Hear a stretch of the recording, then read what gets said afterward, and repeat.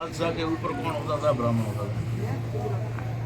मतलब जो संपत्ति राजा की है, बादशाह की है, वो सारी संपत्ति ब्राह्मण की है।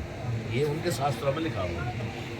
तो यहाँ पर मामला ये बनता था कि बाबा साहब अम्बेडकर ने जो हमारे लोग कभी स्थायी निवास नहीं कर सकते थे, वो अपने लालच और लोभ के लिए हमारे लोगों को गाँव के पास में थोड़ी जगह दे देते थे कि अगर उनको चपड़ा उतरवाना है, कोई काम करवाना है, साफ सफाई करवानी है, कोई दर्जी से कपड़ा सिलवाना है, तो उनको तो वो रख लेते थे, ठीक है। लेकिन वहाँ पर भी जमीन का मालिक उसको नहीं था, मालिक नहीं था। मालिक तो जमीन का जागीरदार, जमींदार, फिर राजा महाराजा यही होते थे। तो ये जो चीज़ है, इसको बाबा साहब अम्बेडकर ने सबके लिए समान कर दिया।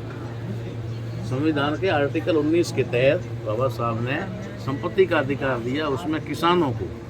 उसके दौरान आपने एक कहावत सुनी होगी कभी कि सड़े जगह घोड़ा, खड़े जगह खेत, एक कहावत प्रसिद्ध हुई थी। वो सर छोटू राम जी के उस जमाने में हुई, जब ये आंदोलन बाबा साहब अम्बेडकर लिख रहे थे, वो आंदोलन चला। उसके अंदर हुआ ये था कि भाई अब जो जमीन जोत रहा है ना, वो उसका मालिक। फिर अमीन आए, अमीनों ने बांट नापी, मोहनदास जी कितनी जोत रहे हैं, भाई कितनी जोत रहे हैं, भाई कितनी जोत रहे हैं, सबको करके सबके बना करके नक्शे बना के दे दिए, ठीक है। वो था हमारा भूधारक का अधिकार।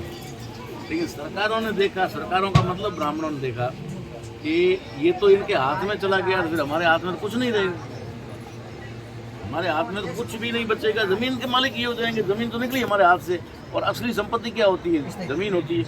भाई भारत और पाकिस्तान क्या है? जमीन ही तो है। चाइना क्या है? जमीन ही तो है।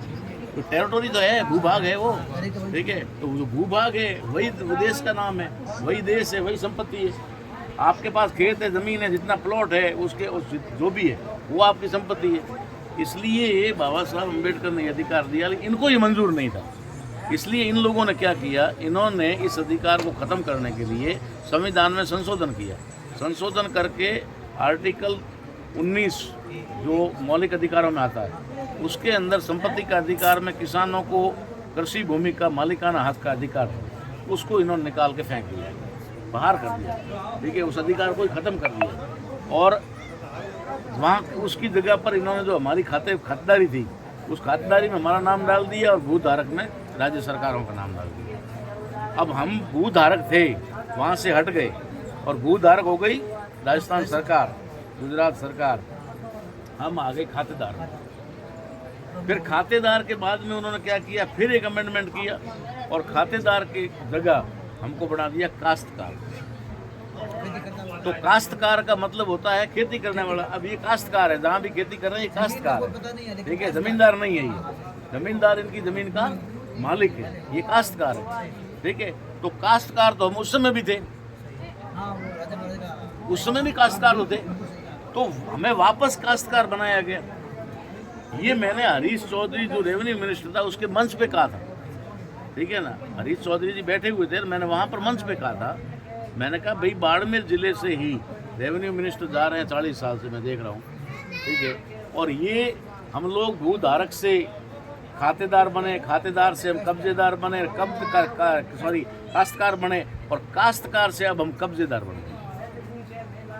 अब महाराष्ट्र, गुजरात और गुजरात सरकार और महाराष्ट्र ने वहाँ पर किसान को खेडूत नहीं रखा है, पहले खेडूत लिखते थे, अब कब्जेदार, यानी अब आपका कब्जा है वहाँ, और कब्जा कभी भी खाली करवाया जा सकता है। ये इतना बड़ा हमारे साथ धोखा हुआ, ये किसानों को पता नहीं चला, ठीक है ना। क्योंकि किसानों को क्या लेना देना, बस वो तो अपना पेट भर रहे हैं, चल रहा है, एजुकेशन है नहीं, जिसकी वजह से ये समस्या पैदा हुई। तो ये हमने किसान आंदोलन में ये मुद्दा उठाया था। आज अच्छी बात है, किसान नेता भी इस मामले को हाईलाइट कर रहे हैं, अच्छे वो समझ में आती है कोई भी बात। अब यहाँ आज सत्संग में आए थे लोग, जिनके बात समझ में आई, वो तो उनके अंदर से भय निकल गया, वो कह रहा कोई स्वर्ग नहीं होता, कोई नरक नहीं होता, कुछ नहीं होता, ये देवी देवता फालतू है, वो समझ गया, उसका दर्द खत्म।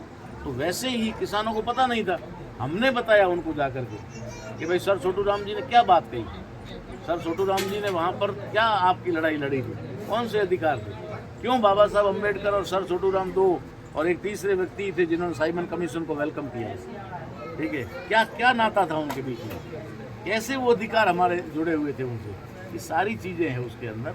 वो अधिकार हमारे ख़त्म किए गए, उनको वापस हम अधिकारों को बहाल करवाना। इसलिए ये 26 तारीख का जो प्रोग्राम है ना, इस प्रोग्राम का नाम हमने जो रखा है ना, इम्पोर्टेंट वो रखा है कि भारत अपना क्या, भारत को लोकतंत्रात्मक गणराज्य बनाओ। ठीक है।